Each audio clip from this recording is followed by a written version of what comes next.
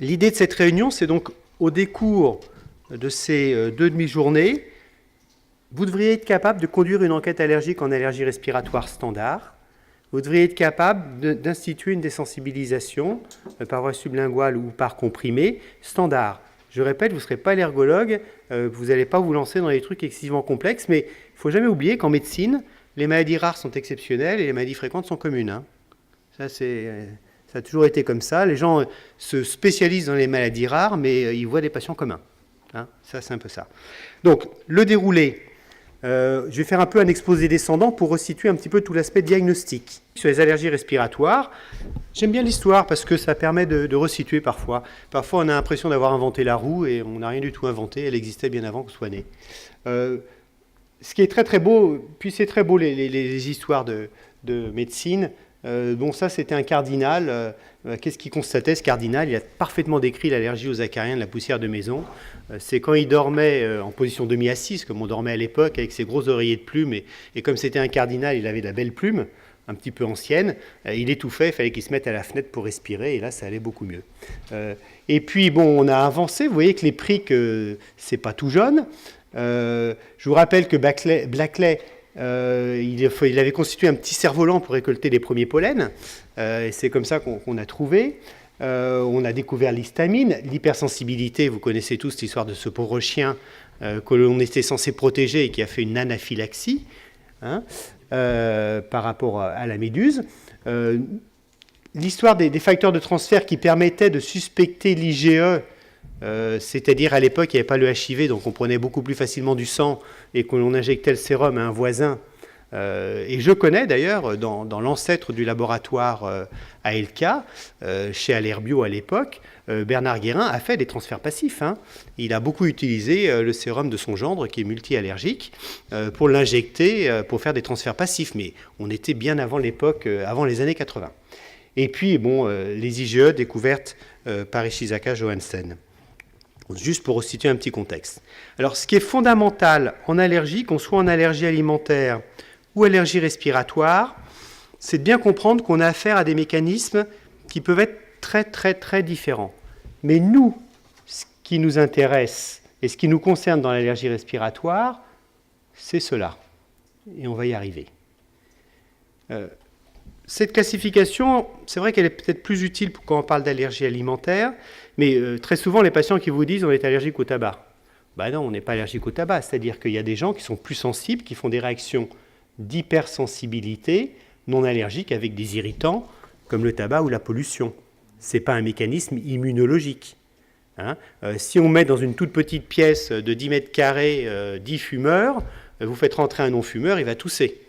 Il va tousser par un mécanisme d'hypersensibilité non allergique, c'est un irritant, c'est comme si vous alliez respirer derrière un pot d'échappement.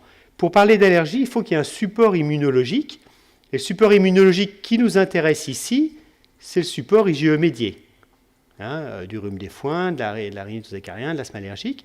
On a aussi au niveau respiratoire des mécanismes allergiques par un mécanisme immunologique non IgE médié, par exemple les pneumopathies d'hypersensibilité, pathologie relativement rare chez l'enfant, hein, maladie des éleveurs d'oiseaux, etc. Ça existe. Et dans l'allergie, dans les mécanismes allergiques IgE médiés, on a ce qui est atopique. Atopique, c'est transmissible. Et ça aussi, c'est important de le savoir. Ce qui est non atopique, c'est par exemple les piqûres d'insectes ou les allergies aux médicaments IgE médiés. Vous savez, les gens, souvent, ils vous disent, vous faites les antécédents allergiques, ils vous disent, oui, la grand-mère, elle réagit aux médicaments. En fait, ça ne présage pas du tout du statut atopique de l'enfant. Hein. Ça n'augmente pas le risque de statut atopique de l'enfant, alors que si la grand-mère, elle a un rhume des foins, ça augmente le risque de maladie allergique de l'enfant. Donc, ce qui nous intéresse aujourd'hui, ce sont avant tout les hypersensibilités allergiques, donc par mécanisme immunologique, IgE médiés, et qui sont atopiques. Un petit détail qui va être important quand on parlera des réactions croisées, c'est à quoi est-on allergique? Bon, on est allergique à des protéines, surtout des glycoprotéines, donc vous savez que c'est des chaînes d'acides aminés, et ces chaînes d'acides aminés, vont avoir une conformation primaire, hein, c'est quand on les aligne bout à bout, une conformation secondaire, comme on est représenté ici, hein, c'est-à-dire par exemple elle peut faire un petit nœud, Et par exemple, ça peut être un allergène. Et puis, on peut avoir une conformation tertiaire qui nous intéresse moins. Et c'est important de savoir qu'on est allergique à des petits bouts, des épitopes, hein, des successions d'acides aminés. Alors, soit ils peuvent être linéaires, soit ils peuvent être ce qu'on appelle conformationnels. Et ça va être important quand on parlera des réactions croisées, de se rendre compte que ces épitopes conformationnels, ils peuvent disparaître si on fait chauffer le produit. Hein. Et ça va être l'exemple, vous verrez, dans les réactions croisées, du patient qui est allergique à la pomme crue, mais pas à la pomme cuite. Pourquoi? Parce qu'il est simplement allergique à un épitope conformationnel qui disparaît à la chaleur. Nous, c'est très simple. On parle de la réaction IgE médiée. Alors, ça, c'est des vieux souvenirs. Il y a tout un mécanisme de production jusqu'à la production de l'IgE, puis à la réaction. Hein. L'antigène, présenté par des cellules présentatrices de l'antigène, qui jouent avec les T régulateurs naïfs. T2, hop, les B, production d'IgE, nouveau contact avec l'allergène, dégranulation, hein, et activation d'un certain nombre de cellules. Bon. En fait, ce qui est bien, c'est que quand on parle d'allergie respiratoire, on va se limiter au mécanisme IgE médié, qui est quand même le mécanisme le plus simple, le plus clair, le plus connu, pour lequel il n'y a pas d'ambiguïté. Hein, quand on commence à parler de mécanismes immunologiques non IgE médiés, ça devient très compliqué. Là, c'est très facile parce qu'on peut doser les IgE, on va le voir, on peut doser la réactivité des cellules quand les IgE sont couplés à l'allergène. C'est le test cutané qu'on fait. Le test cutané, c'est ça. Hein. On pose l'allergène, il rentre sous la peau, il est en contact avec les IgE qui sont fixés, s'il y a des IgE fixés sur la cellule, par exemple le mastocyte, elle dégranule, elle libère l'histamine, elle donne la papule. Donc ça, c'est facile. Donc c'est bien de commencer par l'allergie respiratoire, IgE médié, parce que c'est vraiment le modèle le plus simple, le plus clair, le plus pur, pour lequel on a tous les outils qu'il nous faut pour bien comprendre et pour bien explorer. Donc, quand on pense à l'allergie, bien sûr, on va essayer de se centrer sur l'allergie respiratoire. C'est simple, l'allergie respiratoire peut être responsable de signes qui vont du bout du nez jusqu'au fin fond des bronches, hein, des rhinites, des rhinosinusites, des laryngites, des trachéites, des pathologies bronchiques asthmatiques. L'allergie respiratoire, et ça c'est un peu quelque chose, on pourra peut-être en parler avec Salim, moi je trouve que c'est nouveau, on voit de plus en plus de signes cutanés. Hein, par exemple, l'enfant qui est allergique au pollen de graminées, qui va faire sa partie de vélo, faire du vélo en pleine période de pollinisation et qui revient couvert d'eczéma, ou d'urticaire d'ailleurs. Hein, ça on le voit de plus en plus. Parfois il a des signes associés de nez et d'yeux, mais pas toujours. Et ça c'est des trucs qui sont un peu nouveaux. Les signes ophtalmologiques, bien sûr, toutes les tuniques de l'œil peuvent être touchées par les allergies respiratoires. De la conjonctivite qu'on connaît bien, les problèmes des complications de kératite. Et c'est vrai, quand on a des pathologies plus profondes au niveau de l'œil, ce n'est pas toujours un mécanisme IgE médié. Mais moi, j'ai des gosses aussi, je suis des gosses, qui ont des pathologies cornéennes graves, hein, traitées, je travaille avec des gens qui font de l'allergie de contact, hein, dans ces cas-là, de l'œil, liées par exemple au pollen, hein, qui sont sous cyclosporine, hein, locale. Hein. Donc ça peut vraiment toucher toutes les tuniques et ça peut être quand même très, très sévère. Est-ce que les allergies respiratoires peuvent être responsables de signes digestifs? Les allergènes, oui, il y a ce vieux truc que tout le monde connaît. Si on mange un paquet d'acariens, un paquet de flocons d'avoine qui est resté pendant plusieurs années dans lesquels les acariens ont proliféré, l'ingestion d'une très grosse quantité d'acariens peut donner jusqu'à des chocs anaphylactiques, mais ça c'est pour la petite histoire. Est-ce que l'allergie respiratoire peut donner des chocs? Oui. Effort, par exemple, en période de pollinose, on a des anaphylaxies. On a des anaphylaxies rien que par la respiration. Hein, et ça, c'est des choses aussi qui sont un petit peu nouvelles et qui appartiennent d'ailleurs au diagnostic différentiel, dans le diagnostic étiologique des anaphylaxies que l'on peut observer. Donc en fait, moi ce que j'aime bien dans l'allergologie, c'est qu'on est vraiment des internistes, quoi. Et ce qui est très triste, c'est que l'avenir va supprimer probablement l'allergologie pour faire que de l'allergie de spécialité. Alors il y aura le pneumo qui va le faire, l'ORL qui va le faire, le dermato qui va le faire. Chance, le pédiatre aura le droit de regrouper tout ça. Et c'est ça qui est assez passionnant. Et moi, justement, j'ai la chance de voir les enfants qui ont souvent toutes ces pathologies associées. Bon, ça, c'est un truc classique, vous l'avez vu à peu près 400 000 fois. Mais c'est pour vous rappeler simplement que même si la notion de si la notion de marge de l'allergie est un peu remise en cause, c'est plus complexe qu'on ne le pensait. Vous avez tous dans votre expérience l'enfant qui commence par une allergie au lait, qui guérit de son allergie au lait, et qui, grandissant, son allergie au lait avec de l'eczéma éventuellement, qui commence à disparaître, un asthme souvent environ induit, puis éventuellement qui va persister quand les allergènes, et la rhinite qui apparaît. Et c'est vrai que quand vous chopez, entre guillemets, un enfant avec une allergie IgE médiée au lait, même quand il a guéri de cette allergie, systématiquement, pour ma part, dans les comptes rendus, je marque information sur le terrain allergique donné. C'est-à-dire que je préviens les parents que si cet enfant il a un peu le nez qui coule trop souvent, il coule trop souvent, il ne faudra pas dire que c'est la virose, il faudra peut-être se poser la question, bien sûr que ça peut être la virose, mais il faudra se poser la question, est-ce qu'il n'est pas en train de développer maintenant des manifestations à caractère allergique respiratoire. Là aussi, c'est quelque chose que vous connaissez bien, mais ces chiffres sont très très intéressants, notamment par rapport à l'asthme. Bon, des nourrissons asthmatiques, je pense que c'est ce que vous devez suivre, hein, comme tout le monde. Et j'aime bien ce chiffre, et toujours parce que les parents me disent, est-ce que ça va guérir?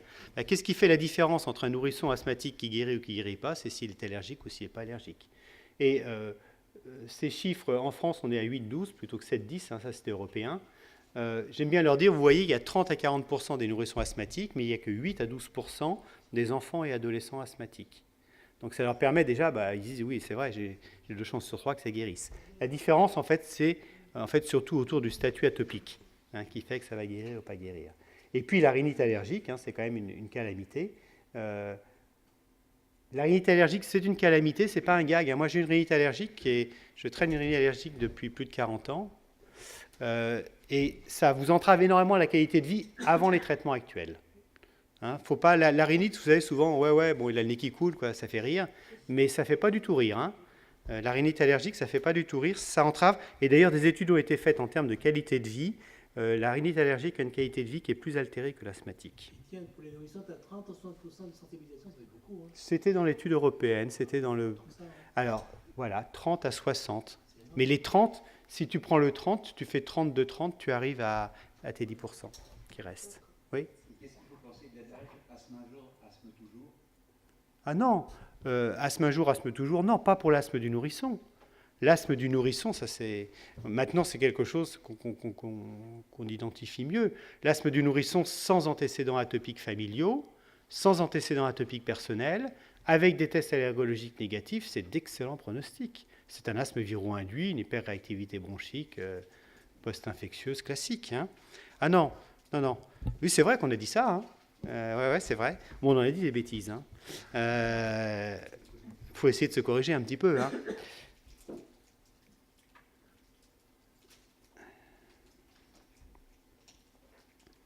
Oui, donc ça reprenait des chiffres de l'étude ISAC. Donc en fonction, on peut avoir des prévalences qui peuvent être très très hautes, hein, en fonction des régions et en fonction du type d'études que l'on a. On a des gradients est-ouest, nord-sud, etc. Alors, ce qui est intéressant, c'est les associations de pathologies. Moi, ce que je vois très souvent, je vois parfois des gens qui viennent vous voir, franchement, ils se plaignent du nez, parce que le nez, c'est une plainte. Hein. Quand vous avez un nez bouché, un nez qui coule, qui a 10 mouchoirs autour du lit, hein, et que l'enfant est comme ça en train de nasonner, ça énerve bien les parents. Et ils vous parlent du nez, il n'arrive plus à dormir, il n'arrive pas à travailler, etc. Mais ils oublient de vous dire que si vous l'interrogez, est-ce qu'il tousse la nuit? Oui, il tousse toutes les nuits à 3 h du matin et c'est sec. Et quand il court, qu'est-ce qu'il fait? Dès qu'il arrête de courir, il tousse. Hein. N'oubliez pas que 10 à 40% des patients qui ont une rhinite allergique ont ou développeront un asthme.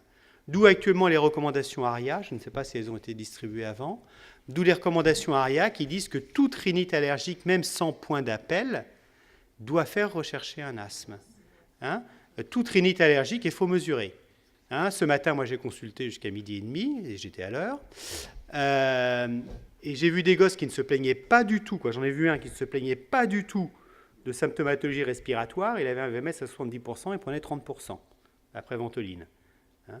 Donc ça, il faut vraiment faire attention à ces rhinites qui se focalisent sur le symptôme qui leur perturbe la qualité de vie et qui mettent à la trappe l'autre. D'où les recommandations d'ARIA de rechercher un asthme. Pareil, on a une conjonctivite et on va la retrouver. C'est pas forcément la plainte. Quoique la conjonctivite, comme ça, le sable dans les yeux, ils en parlent.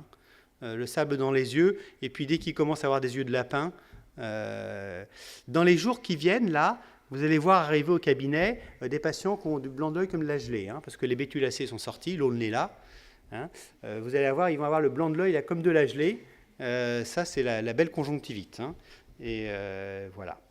Et bon, l'asthme, on l'a dit, en cas de rhinite allergique, il faut le rechercher systématiquement. Et moi, dès que je peux, je mesure. Je ne dis pas que je vais faire une grande exploration respiratoire complète, mais je suis une petite courbe débit-volume vite fait. Si elle est anormale, je complète, bien sûr. Bon, si elle est normale, je suis rassuré, surtout s'il n'y a pas de clinique associée. De temps en temps, les enfants qui ont des conjonctivites qui sont vus par l'ophtalmo allergiques, ils disent tu fais les tests, t'as rien. Oui, alors ça c'est un sujet très très fréquent. Il y a deux réponses à ta question. Il y a la réponse, et ça vous l'avez repéré, quand un spécialiste ne sait pas ce que c'est, il dit que c'est allergique. Comme ça, il dit il va se débrouiller. Allez, on lui envoie, je lui passe le bébé et il va se débrouiller. Première réponse. Deuxième réponse, on a d'authentiques conjonctivites allergiques avec une production uniquement locale d'IgE, même pour la rhinite, on est en train d'en parler actuellement, et pour laquelle ce n'est pas accessible. Mais bon, ce n'est pas la majorité. C'est sûrement les patients pour lesquels les tests de provocation conjonctivaux ou nasaux peuvent être utiles. Mais c'est vrai qu'il y a un peu la facilité de « je ne sais pas ce que c'est allergique », et puis voilà. Ça, on a un petit peu de souci avec les ophtalmologistes parfois. Le gros problème de l'allergologie, c'est que le plus important en allergologie, c'est la clinique. Et c'est ça quelque chose qu'il faut rappeler sans cesse aux patients. Les patients arrivent avec ce matin encore, il est allergique au lait et à l'œuf. Pourquoi? Parce que le docteur il a fait des IgE, bon, je suis dans l'alimentaire, et c'était positif. Non. Ça, c'est très très intéressant, cette étude, je l'aime beaucoup, parce que ça vous montre qu'en population générale, 20% de la population, c'était des adultes, ont un test positif. Donc une allergie, ce n'est pas un test. Une allergie, c'est une maladie. C'est un enfant qui a des symptômes. Et de même, on ne va pas traiter un test. L'enfant a beau avoir un test, par exemple, positif pour les pollens de graminées. Si en période de pollen de graminées, il est asymptomatique, il n'est pas allergique aux graminées. On le verra tout à l'heure, il risque d'y devenir, dans 50% des cas. Mais il n'est pas allergique aux pollen de graminées. Donc ça, une notion qui est fondamentale, 20% de la population ont des tests positifs sans être allergiques. Chez l'enfant, on verra que c'est intéressant pour les suivre.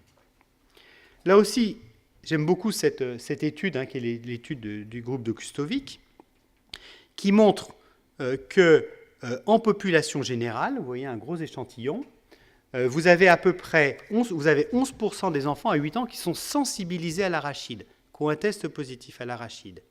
Et encore, dans cette étude, seuls 77,6% des sensibilisés ne sont pas allergiques. Et je suis sûr que si on était allé plus loin, on aurait peut-être pu arriver à 85%. D'accord? Donc ça veut bien dire qu'un test, ce n'est pas l'allergie. Donc, dire l'allergologie, c'est j'envoie l'allergologue pour les tests, c'est faux. L'allergologue, c'est la clinique. Et c'est vous ce que vous allez avoir à faire et qu'on va faire tout à l'heure. Par contre, chez l'enfant, ce qui est très très intéressant, c'est de regarder comment vont évoluer des tests positifs. Et si vous regardez par exemple, je vais arrondir les chiffres, si vous regardez par exemple pour la famille des pollens de Bétulacée, les tests sont positifs au bouleau. Le Bétulacée, c'est bouleau, aulne, noisetier. Actuellement en région parisienne, on a eu un petit pic de noisetier. Là actuellement, on rentre dans l'aulne qui est fort et qui va être très fort. Déjà hier, j'ai eu beaucoup de patients qui se sont plaints. Si vous prenez un test, un enfant qui a un test positif pour les bouleaux, les bétulacées, le mélange des trois pollens, bouleau, le noisetier, positif, si vous le suivez, 60% à 3 ans vont développer une allergie. Et c'est tout l'intérêt, notamment en pédiatrie, d'avoir un petit peu, comme on parlera tout à l'heure, de batterie standard. Vous trouvez un test positif pour les graminées, mais l'enfant n'est pas gêné au moment des pollens. Vous dites aux parents, oh là là, il n'est pas allergique, mais on va le suivre. Parce qu'il ne faut pas qu'il sorte en disant mon enfant est allergique. Parce qu'il a des tests positifs, ça vous l'avez bien compris. Deuxième notion fondamentale en allergologie. Première notion fondamentale, un test positif, ce n'est pas une allergie. Une allergie, c'est une histoire clinique corrélée par un test pour la respiration. Deuxième notion fondamentale, on travaille sur des pathologies multifactorielles. Et c'est ça qui fait le côté, à mon avis, passionnant de ces pathologies. Et ça, c'est une planche que j'utilise pour l'expliquer aux patients. C'est-à-dire ça, j'ai un imagier en permanence avec moi sur mon bureau.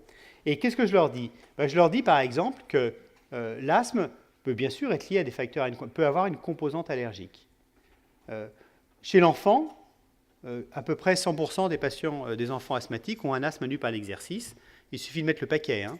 Le paquet, c'est leur faire du trampoline quand il fait froid en extérieur. Parce que là, vous avez l'effort et l'excitation. Donc c'est probablement le facteur déclenchant le plus important. Et chez le plus grand, on a la chance d'avoir des professeurs de gymnastique qui font la course d'endurance, généralement au pic de froid. Donc c'est génial, ils font du dépistage d'asthme induit par l'exercice, et ça nous permet parfois de se rendre compte qu'il y a d'autres facteurs qui sont en cause. Les facteurs infectieux qui déclenchent des crises, ce sont les virus. Ce n'est pas les bactéries. Hein. Mycoplasme peut-être un peu.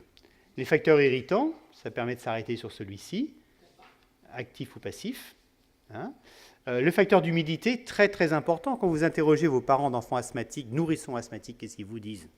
Quand c'est humide. Hein. Et d'ailleurs, il y a très très longtemps, les Anglais faisaient des tests d'hyperréactivité bronchique à l'eau distillée. Il faut être anglais pour faire un test au FOG. Hein. C'est-à-dire qu'ils avaient constaté que les asthmatiques, comme un asthmatique réagit plus facilement à la métacholine ou au carbachol, hein, un asthmatique réagit plus facilement à l'eau distillée qu'un non-asthmatique. Donc ils faisaient des tests de provocation à ça. Et puis les facteurs de stress, oui, ça existe. Et puis parfois, vous savez, on dit, quand il va chez la grand-mère, hein, il y a le chat, il fait une crise. Bon, peut-être qu'il est allergique au chat, mais peut-être qu'il n'est pas content d'aller non plus chez la grand-mère, ou le père n'est vraiment pas du tout content d'aller chez la belle-mère, et il y a une ambiance électrique qui fait que ce pauvre enfant déclenche. Alors, ce qui est intéressant, c'est que ce que j'explique souvent aux étudiants, ou que j'explique aussi d'ailleurs aux parents, c'est que, en fonction des âges, il y a des facteurs qui sont plus importants que d'autres. C'est vrai que quand l'enfant, voilà, la diapo est prévue, quand l'enfant est petit, alors toutes les diapos, vous les aurez. Alors là, pour un problème de réglementaire, on n'a pas pu vous les donner aujourd'hui, mais vous les aurez, hein, toutes les diapos. Normalement, vous auriez dû les avoir tout de suite. Quand l'enfant est petit, c'est vrai que la majorité des asthmes du petit sont viro-induits et liés aux irritants polluants. Mais on a des tout petits enfants qui ont d'authentiques asthmes allergiques. Hein. Moi, je suis certains petits-enfants qui ont d'authentiques asthmes à composante allergique. Et j'ai fait exprès de représenter, si vous voulez, des tailles différentes. C'est vrai que le plus souvent, chez un petit enfant, les facteurs dominants à l'origine, c'est les viro-induits et la pollution, et les irritants, mais il peut avoir une petite composante allergique. Et le plus souvent, quand ils grandissent, c'est vrai que c'est la composante allergique qui va dominer, mais ce qui ne veut pas dire que les autres facteurs ne vont pas jouer. Et c'est ça qui fait un peu la complexité d'une enquête allergique, c'est que vous n'avez pas un test qui vous dit votre asthme il est 88,2% allergique, 5% psy et 3% irritant. Et c'est ça qui fait toute la complexité, toute la richesse de mon point de vue de notre enquête allergique, c'est qu'au terme de notre enquête, dire, voilà, cet enfant d'abord, dire qu'il a un asthme, c'est déjà une première démarche, parce que là, il faut l'affirmer, il y en a beaucoup qui se croient asthmatiques et qui n'y ont jamais été. Hein. Cet enfant, il a un asthme, et dans cet asthme, il y a une composante allergique, et cette composante allergique est éventuellement dominante. Et c'est vrai que quand l'enfant grandit, c'est ce qui se passe le plus souvent. Ce qui ne veut pas dire qu'il n'aura pas un asthme induit par l'exercice, que les irritants ne le gênent pas, et le jour où il fera la grippe, il ne va pas décompenser. Mais vous, dans votre suivi, d'ailleurs, ça sera intéressant de réfléchir s'il y a une décompensation, quels sont les facteurs étiologiques dominants qui vont être à l'origine de cela. C'est pour ça que ce qui est bien aujourd'hui, c'est qu'on est sorti du discours. Moi, quand j'ai commencé dans les années 80 l'allergologie pédiatrique, il y avait les allergologues, les pneumologues et les psychosomaticiens. Et tout le monde ne se parlait pas. Hein. Surtout, alors l'allergologue, il voyait l'hyperactivité bronchique, le pneumologue voyait l'hyperactivité bronchique, l'allergologue disait c'était de l'allergie, et le psychosomaticien disait c'est psychosomatique. Ce qui est beau aujourd'hui, c'est que tout le monde est d'accord que tous ces facteurs jouent. Hein. Et à moins d'avoir un pneumologue très obtus, il sait qu'il y a une composante allergique, il sait qu'il y a une dimension psy qui peut jouer et qui peut interférer dans tout ça. La rhinite, c'est pareil. Hein. La rhinite, c'est une maladie plurifactorielle. Alors évidemment, quelqu'un qui en grandissant n'est gêné qu'au moment des pollens de graminées, c'est pas trop compliqué. Mais ça m'étonnerait que cette personne, elle ne va pas faire un ou deux rhinovirus dans l'hiver. Et là, on ne va pas dire que c'est une rhinite allergique. Hein. Donc vous voyez, on parle beaucoup clinique. Hein. L'allergologie, c'est la clinique. Et puis, même cet enfant, moi qui ai une rhinite allergique, si vous voulez, je ne vais pas rentrer dans une pièce où quelqu'un fume. Parce que je suis très sensible aux irritants. Et ce n'est pas une allergie, le tabac, hein, c'est un irritant, comme on l'a dit tout à l'heure en initiation. Et donc, même chose, vous pouvez avoir plein de facteurs. Un facteur qui est qui existe chez l'enfant, qui est encore plus important chez le grand et l'adulte, c'est ce que l'on appelait dans le temps les rhinites vasomotrices, qu'on appelle idiopathiques maintenant. L'enfant qui passe du froid au chaud, de l'obscurité à la lumière, clac, le nez se met à couler. Bon, il a beau avoir une rhinite allergique, par exemple, allergique aux acariens, aux graminées, à ce que vous voulez, il a le droit aussi d'avoir cela. Hein, il a le droit d'avoir une rhinite dite vasomotrice et être sensible aux irritants. Et ça, c'est quelque chose qui est passionnant de mon point de vue en allergologie, c'est on n'est pas dans le modèle, vous savez, la pneumonie à pneumocoque, il y a un germe et un traitement. Ça, excusez-moi, ça me casse les pieds. Hein, moi, j'aime bien les maladies un peu complexes et j'avais une interne qui est PH maintenant en maternité à Necker, qui m'a dit « Toi, tu as une pathologie d'enculeur de mouche ». Elle aimait bien l'AREA, elle c'était l'AREA. Hein, elle aimait bien quand... Bah oui, c'est une pathologie où c'est un peu complexe, mais c'est ça qui fait, à mon avis, toute la richesse. Qu'est-ce qu'on retient de cette première partie ? L'allergie respiratoire sous toutes ses formes, elle est fréquente. On a 20% de la population bien portante qui ont des tests positifs sans être malades. Et donc, on va... Alors, si vraiment vous retenez ça, c'est fondamental, on différencie la sensibilisation de tests positifs de l'allergie. Et dans toutes ces pathologies, celles qui vont nous intéresser principalement aujourd'hui, parce qu'on est là pour parler de ça, l'asthme et la rhinite n'ont le plus souvent qu'une composante allergique. Alors, là, normalement, c'est un document que vous devriez avoir. C'est des recommandations européennes, très bien faites, très simples. Quand est-ce qu'il faut tester, qui, quand, comment. Et vous aurez le document, je ne sais pas s'il il a été remis déjà dans la pochette. Et donc j'ai repris un petit peu ces recommandations, on va essayer de les commenter ensemble. Quand faire une enquête allergique chez l'enfant. Alors, il est bien évident que vous n'allez pas faire des enquêtes allergiques à toutes les rhinites et ou conjonctivites que vous allez voir, parce que c'est vrai que chez le petit, vous avez souvent de l'infectieux sans forcément de l'allergique. Hein, et on ne va pas se lancer dans une enquête allergique chez tout cela. Et si on reprend ces recommandations, dans quel type de rhinite et ou conjonctivite il va falloir faire une enquête ? Bien sûr, on va parler de pathologies chroniques. On n'est pas dans l'épisode aigu. Hein, ou de pathologies qui se répètent. Même vous avez un petit, ou 4-5 ans, qui tient, c'est bizarre, au mois de mai-juin, il est en train de nous faire une rhinite, il n'a pas de fièvre. Bon, il n'y a pas d'urgence. On va bien voir si ça se répète l'an prochain. Vous allez le traiter correctement, puis on verra bien l'an prochain si ça se répète. De toute façon, on ne fera pas de mesures draconiennes sur une première année de rhinoconjonctivite pollinique. Hein, on attendra de voir si ça se confirme, hein, parce que ça peut disparaître, même si c'est allergique. Bon, c'est chronique, ça se répète, et alors certainement, celles pour lesquelles vous avez des problèmes avec les traitements. Hein, prenez vos grands-enfants qui ont des rhinoconjonctivites polliniques, bétulacées ou graminées, que vous avez du mal à contrôler par les traitements, voire les recommandations ARIA, hein, donc antihistaminiques et corticoïdes locales, vous avez intérêt à y aller parce qu'il va falloir leur proposer quelque chose. Les parents ils vont vous dire, lui il a des examens à 16-17 ans, hein, entre 16 et 18 ans, et on ne veut pas qu'il soit dans cet état non contrôlé. Bien évidemment, s'il y a un asthme pollinique associé, s'il y a un syndrome oral, le syndrome oral c'est quasiment trop facile. Hein. On vient vous voir actuellement en disant qu'il y a une conjonctivite, vous posez la question et puis vous dites « Ah oui, puis on est allergique à des aliments ». Et vous dites « Ah, je sais ». Qu'est-ce qui se passe quand vous mangez une pomme crue ? Ah ben ça pique et ça gêne, puis même ça gratte dans le conduit auditif parfois. Bon, c'est ce qu'on appelle un syndrome oral. Vous savez que le syndrome oral, on en reparlera en deuxième partie, c'est une allergie croisée entre les pollens de bétulacées et certains fruits crus liés à une protéine de la famille des PR10. Et ça vous aide énormément pour les diagnostics d'allergie aux bétulacées. Hein, on le reverra, pêche, pomme, poire, abricot, cerise, carotte crue, melon, kiwi. Cuit, ça passe. Je dirais qu'à la limite, vous allez faire votre enquête allergique, mais elle est presque finie à l'interrogatoire. Les tests seront là que pour confirmer. Et puis, vous avez des rhinites persistantes, gênantes, perannuelles. Là, ça vaut le coup. Dans les asthmes, bien évidemment, alors, l'asthme du nourrisson, moi, j'ai un point de vue peut-être un petit peu différent du vôtre, parce que je vois les asthmes du nourrisson qui traînent et qui sont embêtants. Les recommandations qui sont excellentes de l'HAS, et je peux le dire, je n'ai pas participé. Donc, les recommandations de l'HAS qui sont excellentes sur l'asthme du moins de 3 ans, qu'il faut absolument lire, disent ils n'ont pas parlé d'enquête allergique. Alors, j'ai demandé à Jacques Deblic pourquoi. Il m'a dit bien sûr qu'il faut faire l'enquête allergique pour le pronostic, Mais si on mettait ça, ça voudrait dire que 30 à 40% des nourrissons vont avoir une enquête allergique. Il n'y a pas assez d'allergologues. Mais maintenant, comme vous le ferez vous-même, alors, mais bien sûr qu'il faut la faire parce que c'est le meilleur élément pronostic. Bref, le boss qui a fait ses 3 épisodes sifflants en contexte infectieux, moi je ne saute pas dessus. Hein.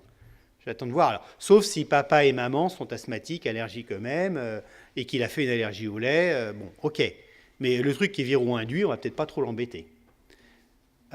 Bien sûr, s'il y a d'autres manifestations allergiques, hein, il a un asthme, il a une rhinite, une conjonctivite, un eczéma, des aliments qui le gênent, bon, ok. Et puis, c'est vrai qu'on va la faire d'autant plus facilement, cette enquête, que l'enfant est grand, hein, parce que si ça se répète sans fièvre, et puis on le fera d'autant plus facilement, parce que d'ailleurs, en plus, il y a une demande, s'il y a une histoire familiale.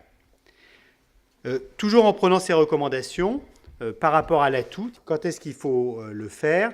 Oui, il y a des trucs qui sont assez drôles, parfois ils viennent vous voir par rapport à l'atout, ils vous parlent de l'atout, et si vous ne posez pas la question et qu'on lui donne de la ventoline, qu'est-ce que ça fait? Ah bah ça la fait disparaître. Bon, ça c'est vrai qu'il ne faut pas l'oublier celle-là, c'est quand même du facile, mais ils ne le disent pas systématique. Et voilà, les autres manifestations, où il faut y aller. Alors, évidemment, ça c'est un cadre, hein, c'est un cadre pour vous orienter, mais quand vous les suivez, vous voyez bien cet aspect de chronicité, vous n'en sortez pas. Alors, si on liste un petit peu tous les moyens qu'on va envisager, qu'est-ce qu'on a comme moyen? Le moyen le plus important dans l'enquête allergique, c'est quoi, à votre avis? Eh oui. Ouais, mais ça, malheureusement, c'est ce qui est le plus difficile à apprendre. Parce que tout ça, si vous voulez, un singe peut le faire. Hein? Mais ça, un singe a du mal encore à le faire. Peut-être qu'un ordinateur un jour va le faire, puisqu'il a battu au Go, Google a battu au Go. Je ne sais pas encore s'il fait de la psychologie, mais peut-être bientôt il va y arriver. Hein? C'est la psychologie. Ouais. Donc voilà, peut-être que ce séminaire n'a plus raison d'être. On va demander à Google de faire la clinique. Cette clinique va être importante pour le terrain et aussi, et c'est ça qui est le plus intéressant, et c'est ça qui est très très drôle dans l'allergologie, c'est que pour chaque allergène, il y a une histoire. Vous savez, les parents qui arrivent en disant qu'il est allergique au pollen parce que quand on va à la campagne, il est gêné. Alors ça, c'est le grand gars. Vous allez à la campagne de Caen à Caen, oh ben, on y va à peu près, on ouvre la maison au mois de mars et on la ferme au mois de novembre. Non, ce n'est pas les pollens là. Hein. S'il est gêné chaque fois qu'il va à la campagne, c'est de l'acarien. Hein. Mais bon, ce qui fait que pour chaque allergène, il y a une histoire, et une histoire qu'il faut connaître, et c'est ce qui fait toute la richesse de l'enquête allergique, c'est à une réponse implique d'autres questions qui vont vous permettre d'arriver à l'enquête. Ce matin, je voyais une jeune fille, la mère, je demande toujours pourquoi ils viennent. Ils venaient pour les tests, ça c'est très très drôle, ils viennent pour les tests. Ils ont oublié que le plus important, c'est la clinique. Et je reprends l'histoire, la jeune fille est gênée du mois de mars au mois de juin, elle a un syndrome oral, on en reparlera tout à l'heure pour les rosacées, donc c'est pas compliqué, elle a déjà les bétulacées et les graminées. Quand elle voit un chat, un chien, un cheval, coucou, la rhinoconjonctivite, dès qu'elle a la poussière, elle éternue, je lui ai dit, vos tests, ils sont faits. Et elle me rajoute après, et la paille et l'herbe coupée, ça la fait tousser. Donc elle a les moisissures. Je lui ai dit, voilà, ça y est, les tests, ils sont faits, qu'est-ce que vous voulez de plus? Bon, je lui ai dit, ce serait peut-être intéressant quand même qu'on regarde la fonction respiratoire, parce que l'asthme, elle ne voulait pas trop en parler, et elle traitait sa fille avec l'œuf de caille et l'homéopathie. Je lui ai dit, peut-être qu'on va regarder la respiration quand même. Hein, et l'œuf de caille, elle était très attachée à l'œuf de caille. Bon, la clinique est ce qu'il y a de plus important. On va revenir tout à l'heure dessus à travers les cas cliniques. Et puis, voilà ce que l'on a quand on va passer. Alors, la numération... non, on va y aller, on peut y aller. Les antécédents, ça c'est un truc que vous connaissez par cœur, mais surtout ce qui est important, parce que parfois vous avez des réflexions des parents qui vous disent « Oh là là, mais pourquoi vous me parlez d'allergie? Il n'y a pas d'allergie dans la famille. » L'air de dire « Qu'est-ce que la mère a fait? Avec qui elle a fauté ?» Hein? Non, on peut avoir de l'allergie dans 15% des cas sans qu'il y ait d'antécédents allergiques familiaux. Et bien sûr, plus les antécédents allergiques sont importants, et le pire, c'est quand les deux parents ont la même allergie. Hein? Généralement, quand les deux parents me disent qu'ils ont un rhume des foins, je leur réponds, sur vos 10 enfants, il y en a 7 qui seront allergiques. Hein. Alors, généralement, ils disent qu'ils s'arrêteront avant 10. Les antécédents personnels sont aussi très, très importants. Ça, c'est une étude qui avait été faite, c'est celle de Bob Zeiger, qui avait été faite chez des enfants à risque. À risque, ça veut dire des enfants dont papa, maman avaient un asthme, un eczéma ou un rhume des foins, et ces enfants avaient eu aussi une allergie alimentaire. Donc, c'était vraiment des lourds. Hein, et vous voyez que si il y avait enfants à risque avec allergie alimentaire. Dans 70% des cas, ils développent un asthme ou une rhinite à composante allergique à 7 ans. S'il y a simplement des antécédents allergiques familiaux sans antécédents d'allergie alimentaire, dans 45%. Donc vous voyez, plus on augmente les risques, plus on augmente les facteurs de risque, plus ils risquent de développer des manifestations allergiques. Donc comme je le disais tout à l'heure, l'interrogatoire, en dehors de cet antécédent, alors qu'est-ce qu'on cherche? C'est papa, maman, asthme, eczéma, rhume des foins, allergie alimentaire, eczéma sévère. Pas les 3 tâches d'eczéma. L'interrogatoire vous oriente sur le terrain. C'est qu'une probabilité. L'interrogatoire, et c'est ça aussi qui est le plus intéressant de mon point de vue, c'est qu'il va s'intéresser, comme je disais tout à l'heure, ils viennent vous voir pour la rhinite, et ils vous parlent de la rhinite, ils vous parlent de la rhinite, et si vous laissez partir sur la rhinite, vous allez avoir une demi-heure sur la rhinite. Mais ils vont vous masquer, consciemment ou inconsciemment, je ne sais pas, que l'enfant il tousse toutes les nuits à 3 heures du matin par une toux sèche. Et là, c'est plus de la rhinite, c'est sûrement une toux spasmodique associée. Voire parfois encore pire, qu'ils ont un asthme authentifié, déclaré, traité, mais ils ne vous en parlent pas. Ben oui, parce que ce n'est pas toujours bien vécu. Donc il faut aller le chercher. Ne vous contentez pas de... Voilà, ils viennent pour la rhinite, je parle de la rhinite. Il faut balayer toutes les manifestations à caractère allergique. Même quelqu'un qui vient me voir pour un eczéma, on reprend la rhinite, la conjonctivite, la toux, les bronchites sifflantes, que je vais nommer bronchites sifflantes, asthme, tout ce que vous voulez, les aliments, etc. Et parfois, on est très, très étonné. Le gag habituel, par exemple, ils viennent vous voir pour la rhinite, et vous vous rendez compte que le gosse a fait une anaphylaxie à l'arachide. Mais on n'en parle plus. Ben voilà, c'est du passé, on n'en parle plus. Et ils ne sont pas pris en charge, pas éduqués. Et comme on l'a vu tout à l'heure, c'est l'interrogatoire qui va vous donner la composante allergique de chacun des signes. Ce n'est pas le test, ce n'est pas la taille du test, c'est l'interrogatoire. Si par exemple il a fait 4 crises d'asthme, dont 3 fois en contexte infectieux, on ne va pas dire que c'est un asthme à composante allergique dominante. Et ça, c'est l'interrogatoire, même s'il y a des tests qui sont positifs. Donc ça, c'est ce qui va y avoir de plus important.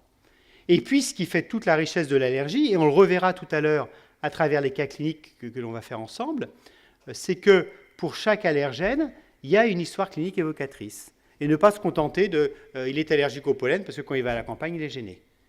À la campagne, c'est souvent un environnement riche en acariens, voire en moisissures, et ça peut être autre chose que l'allergène, que le graminé.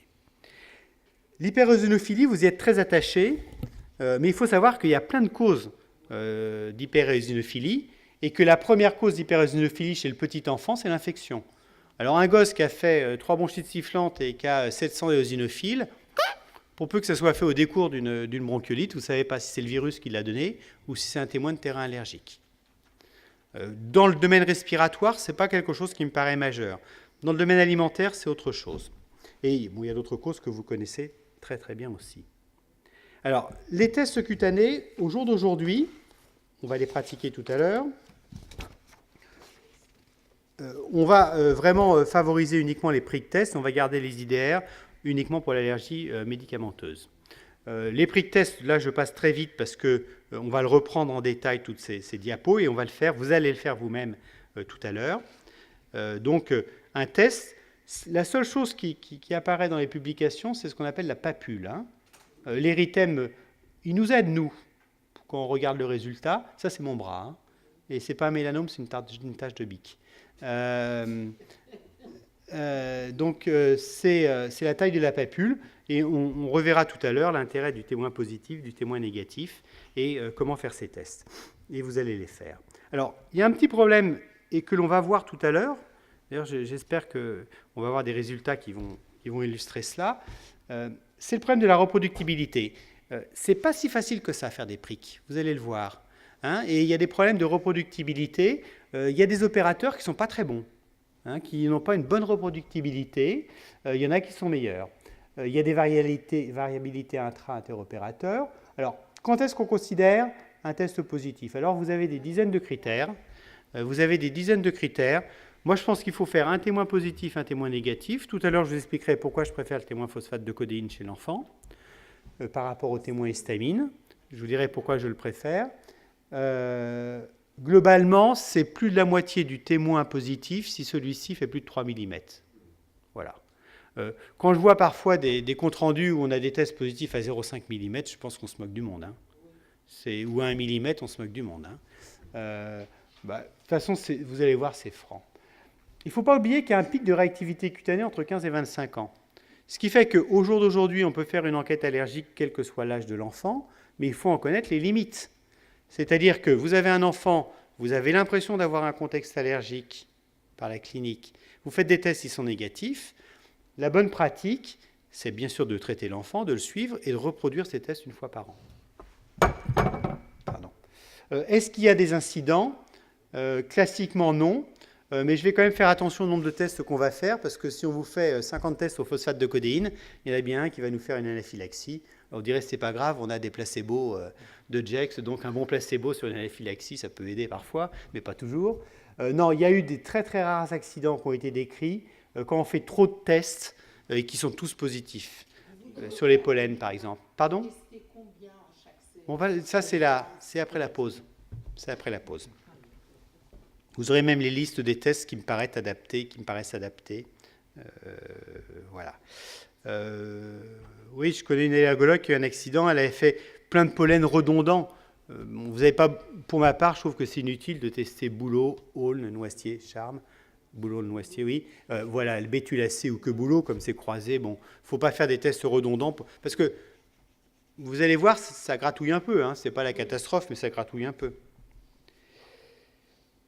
Les tests sont plus intéressants que les IgE. C'est des informations complémentaires, à vrai dire, puisque, on en a parlé tout à l'heure, avec les tests, on explore les épitopes conformationnels, et surtout avec un test, dans le petit schéma que je vous ai montré au début, on explore le couplage.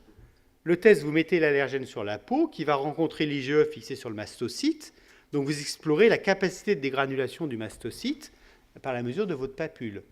Il y a moins de faux positifs qu'avec les IgE. C'est les résultats, vous les avez tout de suite. Hein. On verra chez l'enfant, à partir de 10 minutes, vous pouvez les lire le plus souvent. Plus les petits, plus c'est rapide. L'idéal, c'est 10 minutes, un quart d'heure. Et c'est sûrement moins onéreux que le dosage des IgE. Je vous rappelle qu'une IgE, c'est 13 € et quelques l'IgE spécifique. On verra la codification. Les bilans sanguins. Qu'est-ce qu'on peut faire en bilan sanguin ? Des tests de dépistage. Bon, on en a parlé tout à l'heure et on va revenir. Des IgE spécifiques, des IgE totales, et on verra que en allergie respiratoire, c'est moins important qu'en allergie alimentaire, mais en allergie alimentaire, on est obligé de tricher vis-à-vis de l'HAS, et vous verrez pourquoi. Nous allons y arriver. Mais vous anticipez toujours, chaque fois, vous me dites juste avant ce que je vais dire. Elle est bavarde, hein ? Elle est bavarde, hein ? Escoute. Les tests de dépistage. Vous connaissez tous le Fadiatope, méfiez-vous. Vous pouvez prescrire un Fadiatope, le laboratoire peut faire un test d'une moins bonne qualité. Et il y a quand même une très très grande différence entre certains tests de dépistage qui n'ont pas la même qualité que le Fadiatope. Je n'ai pas d'action chez Thermo Fisher, mais malheureusement, c'est eux qui ont les tests les plus efficients. J'aime beaucoup cette étude, qui est de Manus Wickman, qui est ancienne, mais qui montrait l'intérêt du Fadiatope nourrisson, ou qui montrait l'intérêt du Fadiatope couplé au FX5, puisqu'il avait il a suivi une cohorte en population générale.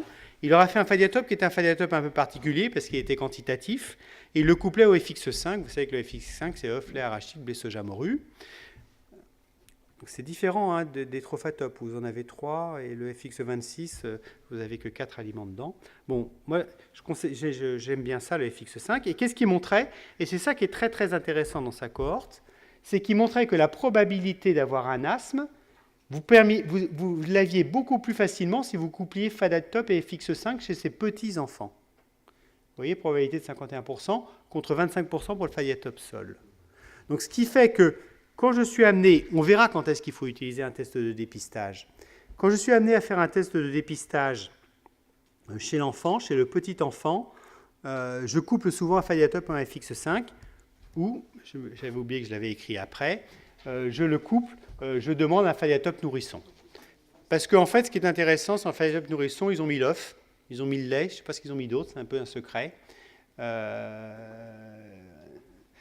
Voilà, à titre de dépistage, vous voyez, on parlait de sérinite, est-ce qu'il faut aller plus loin, quoi hein, ça peut être l'occasion plutôt où vous pouvez faire une série de tests, comme on le fera tout à l'heure, hein, où vous allez mélanger, chez le petit, vous le verrez, on va mélanger des pneumallergènes et des trophallergènes.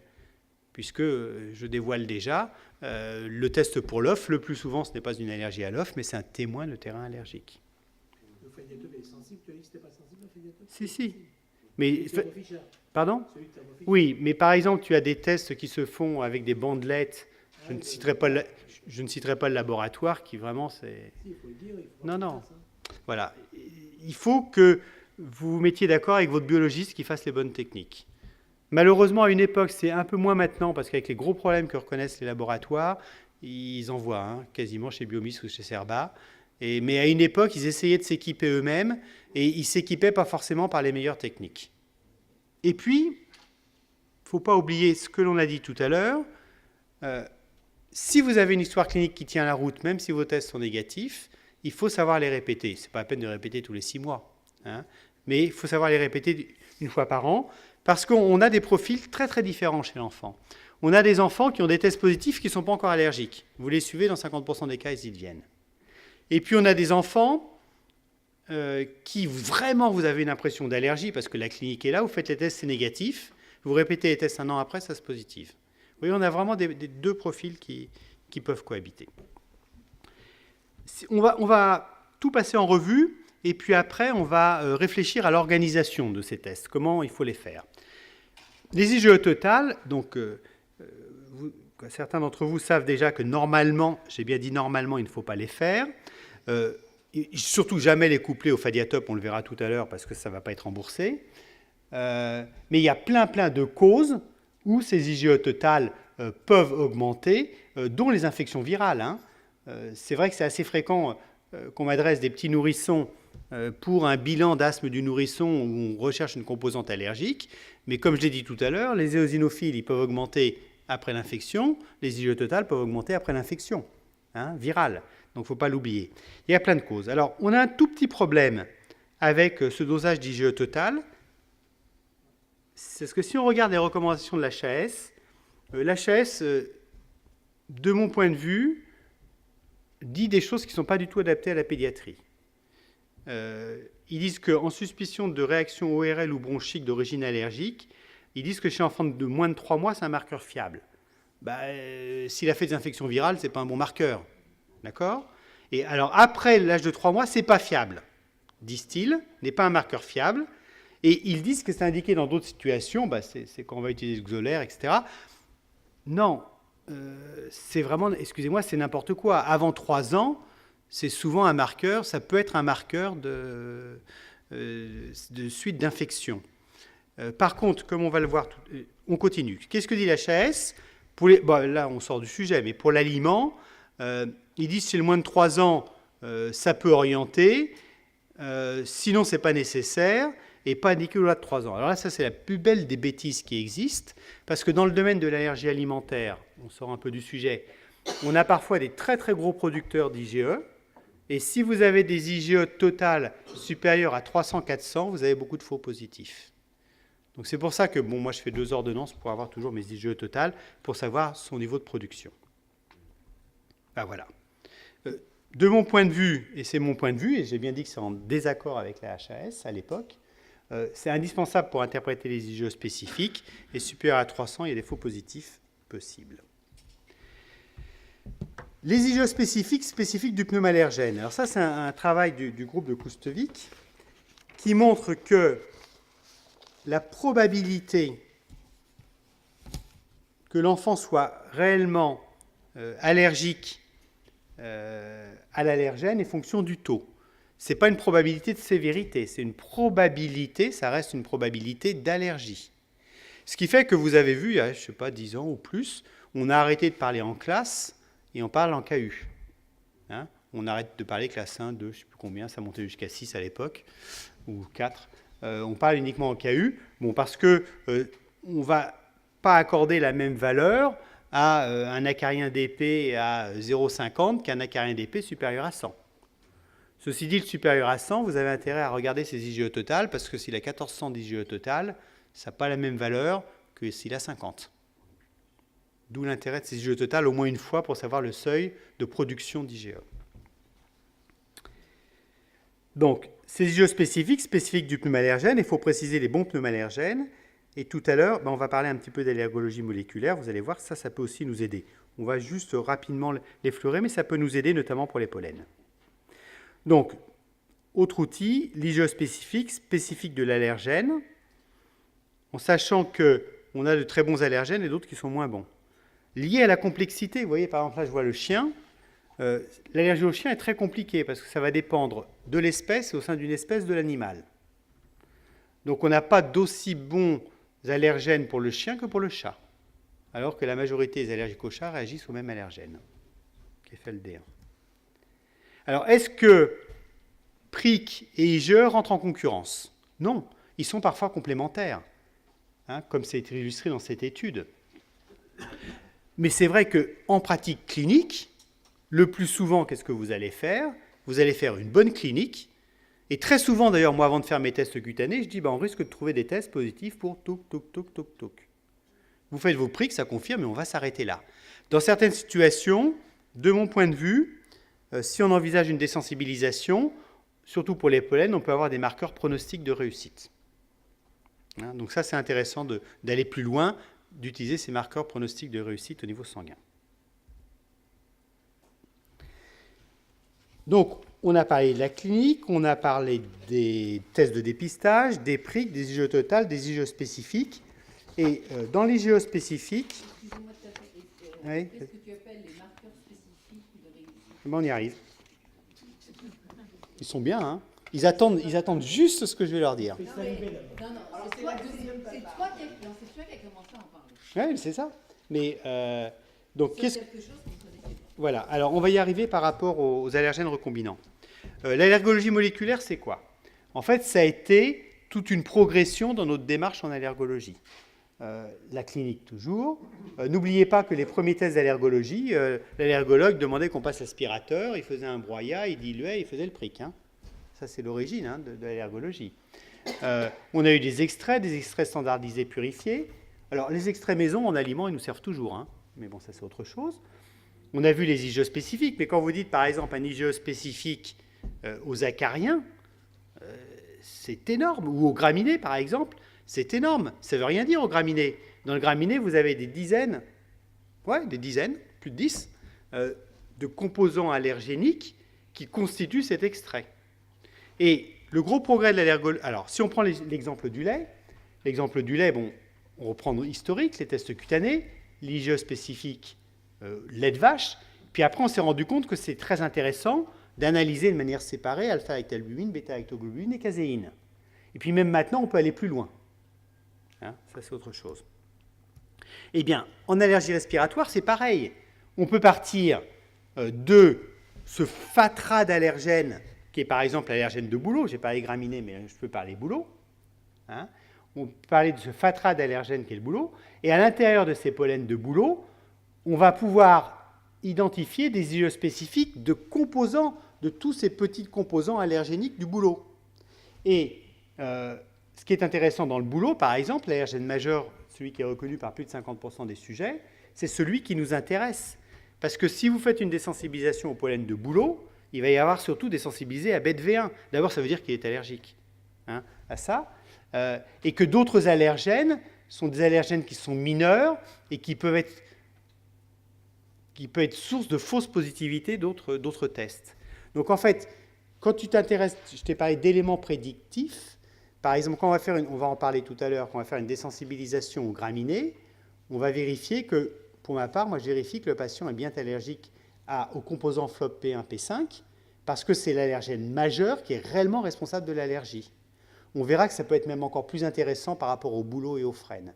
Mais on rentrera dans le cas clinique sur cette nuance. Donc, on va aller sur les petites fractions allergéniques. On commence à... Vous voyez, on focalise sur vraiment ce à quoi on réagit. Alors, pour votre culture, c'est quand même pas inintéressant de le savoir, c'est que ces allergies moléculaires, soit ils sont produits par génie génétique, soit ils sont purifiés. Quand vous faites la caséine, c'est une caséine naturelle purifiée. Donc, c'est pour ça que c'est précédé le nom d'un N pour natif et R pour recombinant, quand ils ont été fabriqués par génie génétique. Et vous avez vu que j'ai commencé à vous parler de FLOP-P1, P5, de BET-V1. Donc, qu'est-ce que c'est? Les trois premières lettres, c'est le genre. La première lettre, c'est l'espèce, et le numéro, c'est l'ordre de découverte. Ce qui ne veut pas dire que ARAH 12 est moins important que ARAH 2 et 6. ARAH 12 vient d'être décrit. C'est parce que simplement, on vient de découvrir ARAH 12. D'accord ? Et c'est vrai qu'on a un petit peu un langage un petit peu compliqué maintenant en allergologie quand on parle moléculaire, parce qu'on parle uniquement avec ces abréviations. Donc ça, c'était pour reprendre la synthèse d'allergènes recombinants, mais je trouve que je suis trop bavard. Donc, l'intérêt de ces allergènes, c'est qu'on a des extraits caractérisés, reproductibles, et surtout, qui vont éviter les faux positifs.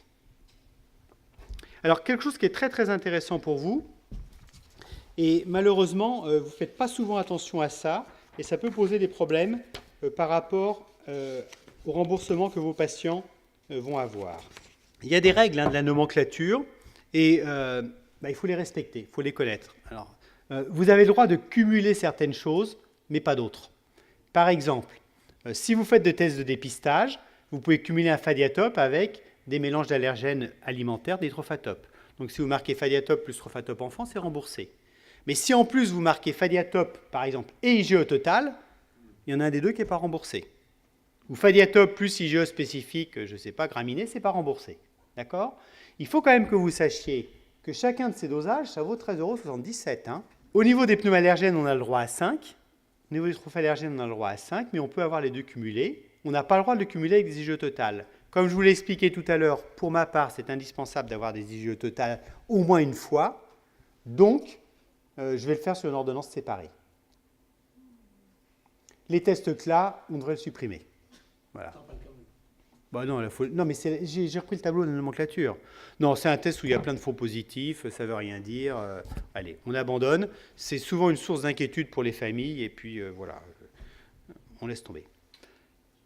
Donc, message de cette partie diagnostic, les tests positifs ne peuvent être que le témoin d'un terrain atopique, ou une sensibilisation qui peut rester asymptomatique ou s'exprimer, ou évidemment d'une allergie.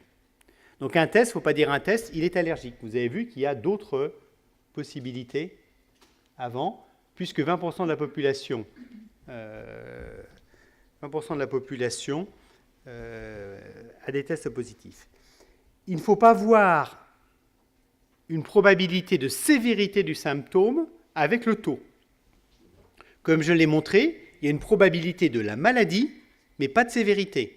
Ce n'est pas parce que vous avez un test pour les graminées à 100 qu'il est très allergique aux graminées. Très allergique, c'est la clinique qui vous le dit. C'est ça qui est important. Des choses que vous n'allez pas utiliser, mais il faut que vous sachiez que ça existe et que moi j'utilise très très peu moi-même, c'est les tests de provocation nasale, bronchique ou conjonctivaux. Conjonctivaux, par exemple, les pays d'Europe du Nord l'utilisent beaucoup. Par exemple, au Danemark, ils ne font pas une désensibilisation sans faire un test conjonctival. Peut-être qu'on y viendra. Voilà. C'est un peu compliqué. Nasal bronchique, c'est réservé à quelques laboratoires. Moi, j'en demande 2 par an dans les situations de discordance un peu compliquées pour lesquelles vraiment je veux savoir, parce que ça déboucherait sur quelque chose. Quelque chose, par contre, que vous allez connaître, c'est les tests de dosage de l'allergène dans l'environnement. Vous connaissez déjà, vous avez peut-être entendu parler de la Carex test, qui permet de doser le résidu fécal des acariens. Il y a d'autres tests qui vont sortir par monoclonal, qui vont permettre de doser d'RP1, d'RP2. Pourquoi c'est intéressant ? Parce que dans certaines situations, ça permet vraiment de corréler les symptômes à l'exposition à l'allergène. Certainement, le test le plus intéressant, de mon point de vue, c'est celui-ci, celui pour l'allergène majeur du chat, FeLD-D1, puisque vous vous rendez compte, par exemple, que 34% des maisons sans chat ont de l'allergène chat chez eux. Il suffit que maman travaille dans un endroit où il y a des chats pour qu'elle ramène de l'allergène chat chez elle. Alors, question pratique, parce que je vous ai dit, et je vous ai dit plusieurs fois, quand évoquer une allergie aux graminées et au pollen, aux acariens et au pollen, je vous ai dit que c'est la clinique qui comptait. Ben oui, c'est la clinique qui compte. Ben, l'acarien, c'est vrai, l'acarien, c'est quoi, Salim ? C'est, on se réveille le matin en éternuant. Quand on passe l'aspirateur, on a des signes qui apparaissent. Quand on va jouer dans le grenier et qu'on secoue les déguisements, c'est là où on va être gêné. Plus dans des maisons qui vont être anciennes, humides, mal aérées. Et il faut reprendre tout ça. C'est pas je suis gêné à la campagne. Je vais à la campagne, mais quand? En extérieur, en intérieur? À quelle heure? Le jour, la nuit?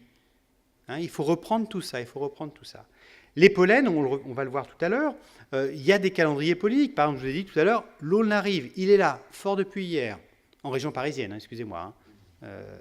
Voilà. Pardon, c'est toi aussi. Voilà. Alors, on a les calendriers polliniques qui ne sont pas toujours complètement, ils ont toujours 8 jours de pas bien. Hein. Mais on a un truc qui est génial, c'est quand vous vous intéressez à l'allergologie, c'est que vous devez avoir des gens autour de vous qui sont bien phénotypés, que vous savez à quoi ils sont allergiques. Et moi, à l'hôpital, ils viennent me voir en me disant « Tiens, il y a tel pollen qui sort », parce qu'on les a bien phénotypés et ils commencent à avoir les premiers signes. Et puis surtout par vos patients. Hein. Quand vous voyez dans la journée 5 patients allergiques aux bétulacées qui vous disent « Oh là là, ça commence à gêner », ben vous vous dites peut-être que les bétulacées sont là. Hein. Donc pour les pollens, il y a des périodes, on va voir les calendriers polliniques.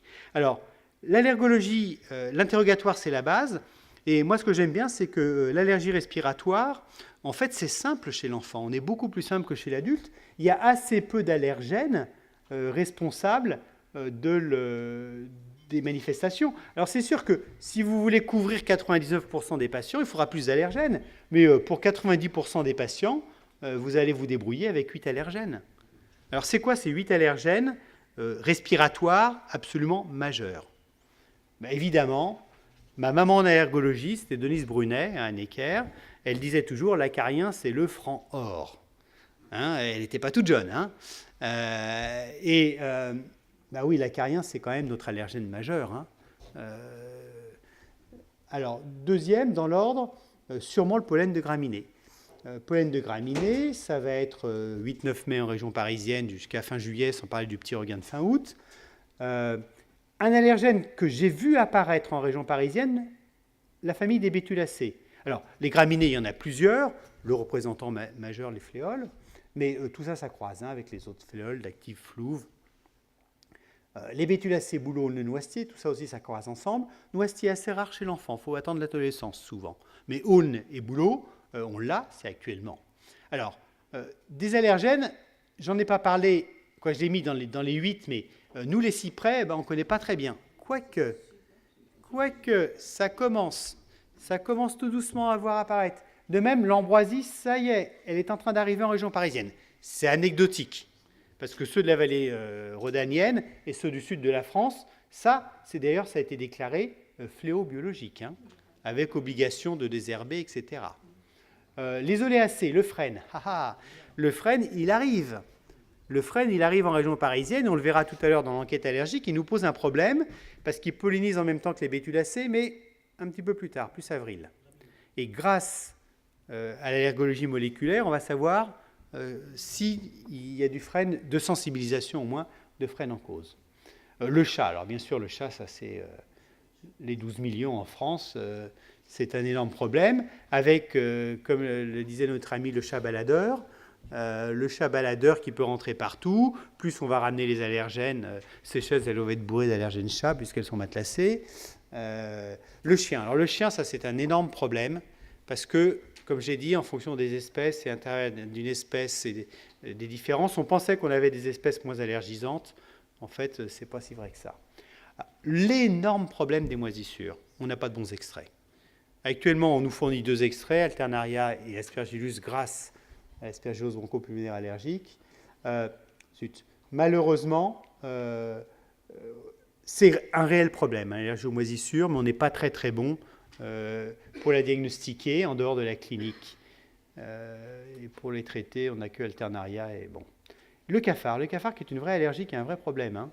En région parisienne, ce n'est pas forcément un problème des zones défavorisées. Hein, aux États-Unis, le cafard, Chicago, okay, c'est les plus belles publications sur l'allergie au cafard. Je peux vous dire qu'à côté de mon cabinet rue de la Tour, qui n'est pas une des rues les moins chères de Paris, au Monopoly, je ne sais pas combien elle était, mais elle était chère. C'est juste à côté d'Henri Martin qui était dans les rouges. Donc vous voyez, donc c'est cher. Eh bien, c'est bourré de cafards. Pourquoi? Parce qu'en fait, quand ils déblatisent, il y a des vieux qui ne veulent pas qu'on rentre chez eux. Donc vous avez des immeubles, un cafard vu 1000 cafards existants, et vous avez des immeubles qui sont envahis de cafards. Moi, à Paris, dans le quartier où je travaille, il y a des allergies aux cafards. Par rapport aux bétulacées, bouleaux, aulnes, noisetiers, je vous ai dit que quand on est allergique à ces pollens, parce qu'il y a une protéine commune, on risque de réagir à certains fruits ou légumes crus. Sa protéine commune, c'est très facile de vous orienter, parce qu'en fait, ça finit par arriver chez 75% des patients. Et c'est ce qu'on appelle le syndrome oral. Donc vous demandez, quelqu'un qui vient vous voir en disant « Ouais, j'ai les yeux qui me grattent au mois de mars ou au mois d'avril », qu'est-ce qui se passe quand vous mangez pêche, pomme, poire, abricot, cerise, carotte crue, kiwi, melon? Ça pique. D'accord. Et cuite, ah ben la tarte aux pommes, elle passe très bien. Ben voilà, vous avez fait votre diagnostic. Donc recherchez le syndrome oral. Pour chaque allergène, il y a des calendriers qu'il faut connaître, il y a des sites que vous connaissez, et tout en sachant que ça va varier suivant les réunions et la météorologie. Hein. Par exemple, cette année, moi je m'attendais à ce que ça explose un peu plus tôt pour les bétulacées, parce qu'on avait la nature soi-disant en avance. Bah, ça apparaît simplement maintenant. Alors qu'il y a 2 ans, on a eu un mois de mars catastrophique. Et que l'an dernier, ça a été un mois d'avril pour les bétulacées. Donc vous voyez, ça, des facteurs. Alors il y a aussi des facteurs, des cofacteurs qui sont très très importants. C'est par exemple des facteurs pollution. Il se trouve que les bétulacées correspondent toujours au moment où on a les pics de pollution, en mars-avril. Hein, roulez lentement. Et on sait très bien que si vous mettez un pollen avec des polluants, vous rendez le pollen plus allergisant. Et globalement, depuis 2 ans, on a eu, il y a 2 ans, un pic le 1er, le 15 et le 30 mars. Et l'an dernier, c'était 1er, 15 et 30 avril. Et c'est là où on a eu des pics de manifestation parce que vous aviez le pollen plus le cofacteur qui le rendait encore plus méchant. Donc, on a des calendriers polliniques en fonction des régions, bien sûr, en sachant que ce qui nous intéresse surtout pour l'enfant, c'est la famille des bétulacées, les graminées. Et le frêne qui devrait apparaître, qui n'apparaît pas.